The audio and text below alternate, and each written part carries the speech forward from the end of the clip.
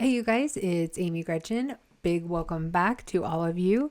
In today's video, I'm working on another Project Life spread. This one is from the year 2020, and you can see that by my 12 by 12 page protectors.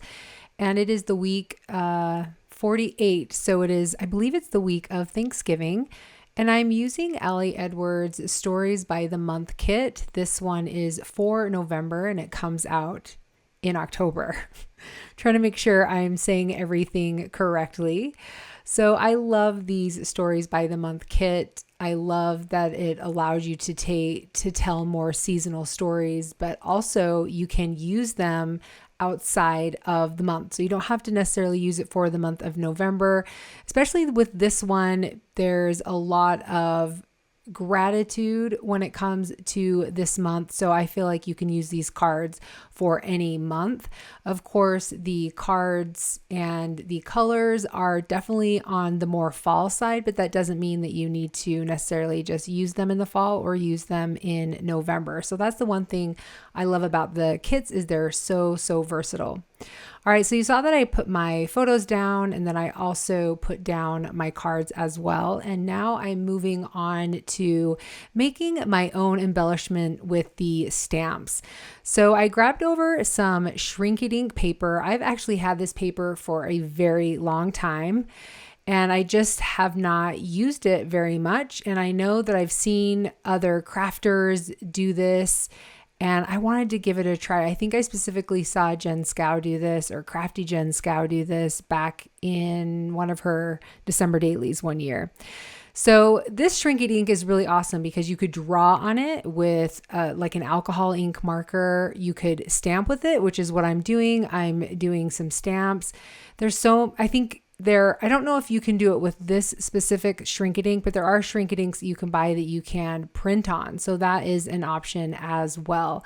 So the ink I'm using is a StazOn ink because it's an alcohol ink, and it's going to work perfectly with this. I did find, and the reason why I'm using a Misti is I did find when I tried to stamp it with my hand, it kind of moved a little bit because you're literally stamping onto plastic. So I think it's easier to use some type of stamp positioner just so you don't move or smear the stamping. But the StazOn works really well, and once it dries, it does not smudge off. So it's the perfect thing to use. But like I said, if you're going to do markers of any kind, you're going to want to use alcohol markers, but you could do like colored pencils. You could definitely use those as well. So there's several mediums you could use. You may just want to check out that online. I don't know everything you can use, but I do know of those specific things. They do also make a clear Shrinkit ink, and that might be an option that you may want to look into because you could color the back. But I just wanted to keep it white and black, and so I just went ahead and used the white one. And you can see once I've shrunk them down and put them under heat, they look really cool, and they have a little bit of dimension. I don't know if you guys ever used Shrinkit inks as a kid. I thought that they were literally the coolest thing in the world. I absolutely loved Shrinkit inks. I don't know if we did them at my house or if we did them at school, but I had so much fun with it.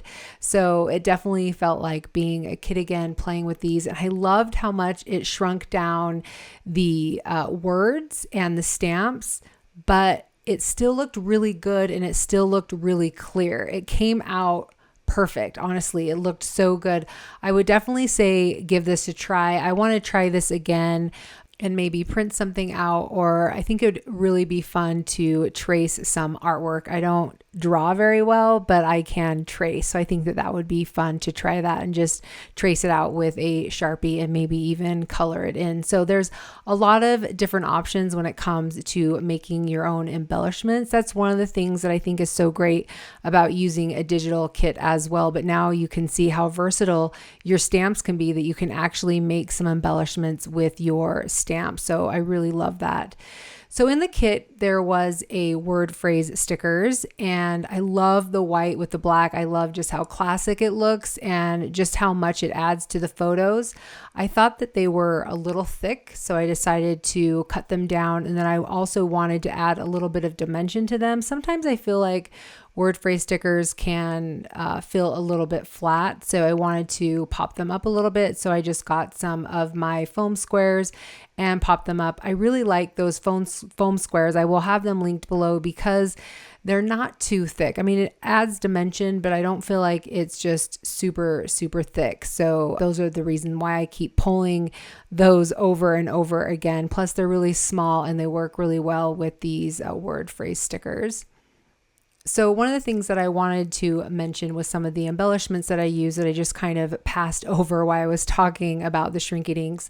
So you can see that I created a stack of embellishments with the Shrinky Dinks and also with the chipboard. I really loved how those played on each other. You've got the black and white, and then you've also got some of those colors, and then adding the rainbow. Like I really loved the rainbow in this kit. I thought it was super cute. I loved it on the card, but I also loved it on the individual embellishments. Some of the embellishments had words and some did not. And so you saw that I added one of the Shrinky Dinks just at the bottom of the rainbow, and then one of the other ones I just left plain. I really loved having that bit of color with some of these darker photos. I felt like they were definitely more muted, more fall. And so it was fun to have that pop of color, even though it was a fall rainbow per se. I thought that it added a lot of fun to this spread. And I think that was one of my most favorite embellishments from this kit for sure. And hopefully they will do more of those types of embellishments in the future. All right, so I'm going to finish off adding all of the word phrase stickers. I think I just had one more to add to the photo, and then I believe I'm going to go and start doing my journaling. I think that's going to be the next thing I've done. So I've, got everything in place. I've played a lot with the embellishments, and now it's time to kind of finish things up with the journaling. And I believe I'm going to skip through all of this like I normally do, just because I feel like it's not something you guys probably want to sit through. Of course, I am going to show you what I do with this card. So I thought it would be interesting, instead of writing an entire paragraph about what I did last year versus this year, I thought it would be fun just to, write kind of like a few words about what was so different from last year's Thanksgiving to the year 2020, which was during COVID, right? So last year it was just all of us, or 2019, it was all of us celebrating together. And this year ended up just being Adam, Megan, and I. Megan ended up being ill, and then my other kids couldn't come. And anyway, it was a whole thing. I have another Project Life video all about that experience. If you want to see that, look for Project Life 20 week 47. I'm trying to think of what week this is. So I believe it's week 47. And I kind of talk a little bit about what was going on and how heartbroken I was that my kids were not able to join us. So it was just the three of us this year. However, I was able to, by the time this week came around, I was able to work through some of those sad feelings and feel, good about our Thanksgiving. So that's a lot about some of the stories that I'm telling from this week, is just, how grateful I am, and, how full my heart was despite the fact that we weren't all together. All right, so I wanted to add something behind that stack of embellishments, but I didn't really have a card that I wanted to use, so I decided to make my own. Just on the back of one of the cards, I drew some lines. They're not even lines. If I wanted even lines, I could have done it with a ruler, but they're not even. They're not evenly spaced. They're crooked, but I really love the way that it ended up looking. So definitely find ways to create your own patterns, whether it be with some of your stamps or stickers, or just even with your pens. So there's a lot of different ways to add a special touch to your Project Life spread. So really love how that turned out. Love how it looked next to the Missing You card. And you guys, I think I'm done. I have one more thing. Hopefully I do it on camera. I need to work on the title page. Sometimes I forget to actually do that, but it looks like I'm looking to see if I want to add any more word phrase stickers. And it looks like I do. One to that photo of us in the woods. It's kind of hard to see, but there are people in that photo. That is one of the things that we loved to do as a family. There was a park. I don't even know if you can call it a park, but there was a park nearby where we would walk, and it was basically like walking in the woods, and it was so, so beautiful. Anyway, I digress. The last thing that I'm going to be working on is the title card, and I thought it would be a really great idea to kind of mimic those word phrase stickers. So I just got some white cardstock, and then I'm using my regular date stamp, and I'm just making these look like the word phrase stickers, and I'm going to put them right underneath the card. And after I adhere them down, I really decided that I wanted, I felt like it needed another little embellishment. It needed something, and there wasn't anything in the kit that I could use.